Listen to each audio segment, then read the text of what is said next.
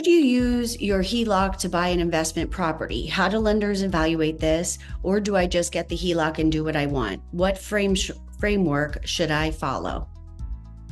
Okay, so just remember, it's a HELOC, home equity line of credit, is when you have enough equity in your home where the lender says, I can give you a home equity line of credit. You ask for it, and they will give you, usually it's interest-only payments and it's variable based on the market.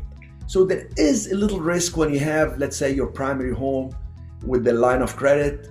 If you have a commercial building, they'll do it based on the income, etc.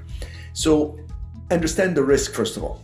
So how do lenders evaluate this? Because you have kind of several questions in one. The lenders typically care about your debt to income ratio if it's your personal residence. So you have, I told you, when it's a residential home and it's your home, they're going to look at what's your income, what's your history in the job, what's your credit score, how much equity you have in the property. They'll give you a home equity line of credit. They don't usually check how you're going to use the funds. So in a way, it's like whatever you want to do with it, with the money. But remember, as you draw, you want to pay it down, not pay it off. So you pay it down, you still have the credit line. So if it's a commercial building, you're going to get a line of credit against it, they're going to look at the debt service coverage ratio. Maybe they give you $500,000, but there is another $500,000 in equity. They say we could give you $250,000, but not more than that, because we're going to see the income of the property.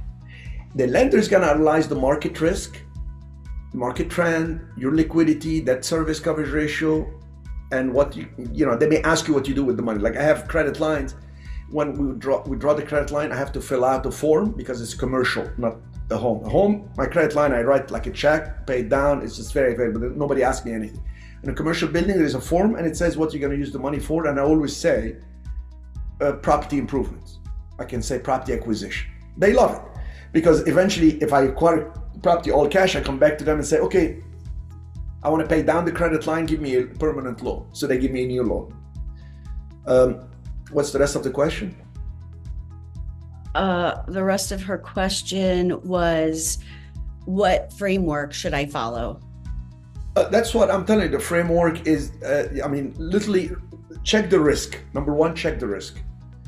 Can you cover the home equity line of credit payments if it's on your home? Can your building cover the line of credit if it's a commercial building?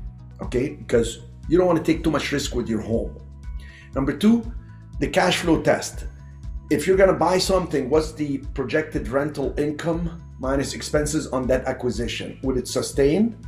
So you're going to have positive cash flow on this thing. And maybe number three would be, what's your exit strategy? Do you plan to refinance with a permanent loan and pay your credit line down?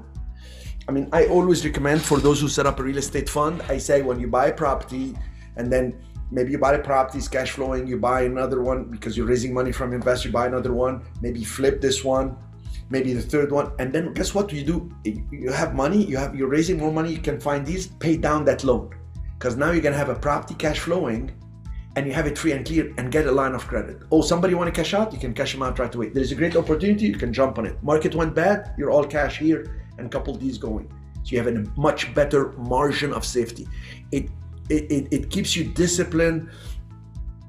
Then I can do whatever I want. Just always think of, how can I assess the risk? How can I be careful? Those who go slowly through time can actually achieve so much more. It's like reading, it's like studying. There was this thing promoted on TV many years ago, how to read quicker, how to study quicker. Actually, believe it or not, the fastest way to study is the slow way, because the biggest obstacle to study is word definition. If you don't understand the word, your mind stays stuck on that and you finish the paragraph, you don't know what you read.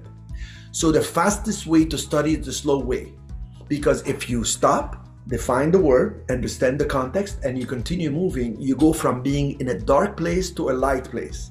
You start weak, you become strong. It's like going to the gym. You start weak, you become strong. The world of finance is the same. You're starting weak and confused, you got a credit line you don't know, you find a deal, you're careful about it, one deal at a time, boom, you become stronger, you become wealthier. As time goes by, You make a mistake, you can afford to make a mistake and correct it because it's real estate. You can have time because you're not dying to make the payments. Almost everything in life starts with weak and strong. We start as infants, can't walk, and then we walk, we can run, we can become athletes. So don't despair and get anxious about, I gotta do it quickly. Do less, do it well, and you will achieve what you want over the long run, because the compounding result is fascinating. And sadly, compound takes 20 years. But you don't need the whole 20 years to feel better about life. You can do one deal and start changing your life. Starts covering your basic expenses. Second deal, you have a little bit more. Third deal, no, don't go now buy the fancy house and the exotic car. You know, I started buying nicer cars so many years later, and I still have the old cars that I've had because they work, because I bought Toyotas and Hondas. All right, more.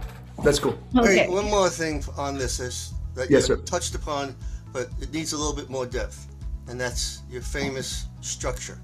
Mm-hmm. To be safe with a HELOC, you buy it all cash. And here's the reason why.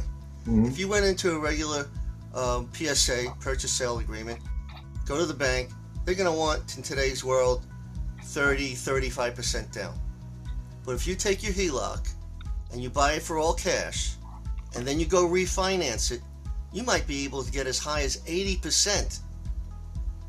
Okay, commercial's a little hard to find 80%, but you'll definitely could do at least 70 or 75%, which is less of a down payment.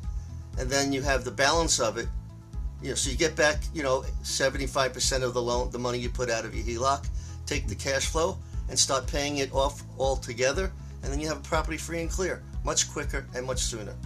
But the point is that if you buy it all cash and you refinance it, you're going to end up with more money back in your pocket from the bank than if you went and bought it on a traditional purchase sale agreement with the 30-35% down.